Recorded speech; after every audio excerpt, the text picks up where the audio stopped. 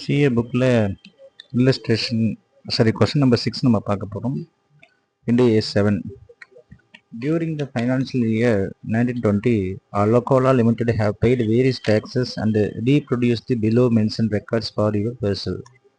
அவங்க capital gain tax 20 crore கட்டுறாங்க. எதுக்காகனா sale of premises at sales considerations 100 crore. அப்போ சேல்ஸ் பண்ணிட்டாங்க building. Investing activities as sales பண்ணது இன்வெஸ்டிங் ஆக்டிவிட்டிஸ் 100 கோடி ரூபாய்.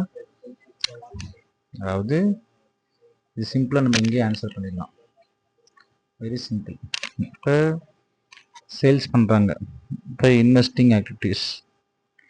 ஆனால் டேக்ஸ் 20 கோடி பே பண்ணியிருக்கிறாங்களா. இது என்ன அப்படின்னு பார்த்தீங்கன்னா இது எதுக்கு சம்மந்தப்பட்டது தான்? இன்வெஸ்டிங். அப்போ இதுவும் இன்வெஸ்டிங் தான். இப்போ போத்தா இந்த கேள்விக்கு வந்து both are investing activities. Income tax of rupees 3 crore on business profit amounting 30 crore. Assume entire profit as cash profits. அப்போ நல்லா கவனிச்சு, income tax of rupees 3 crore on business profit. பிஸ்னஸில் எனக்கு 30 கோடி ரூபாய் லாபம் கிடைச்சிருக்குதுங்க. அதுக்கு நான் 3 கோடி பண்ணேன். பிஸ்னஸில் லாபம் கிடைச்சி. அப்போ லாபம் இந்த ஆப்ரேட்டிங் ஆக்டிவிட்டீஸ். இது ரெண்டுமே ஆப்ரேட்டிங் ஆக்டிவிட்டீஸ். நல்லா புரிஞ்சுக்கணும். ஏங்க சார் அப்படின்னா business operation, income tax operation.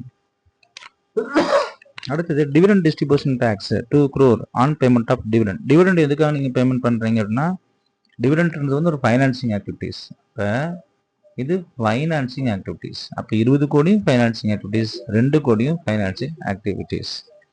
அடுத்தது income tax 1.5 crore refund on taxes paid on earlier period.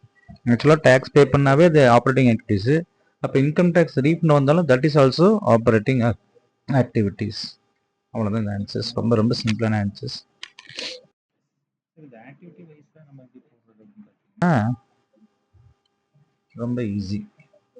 So answer இது வந்து நம்ம சரியா தவறான்றது நம்ம இங்கே ஆன்சரில் பார்த்தா தெரிஞ்சிடும். You can see that answers, but my answers will not differ. See that I am correct. Investing and activities.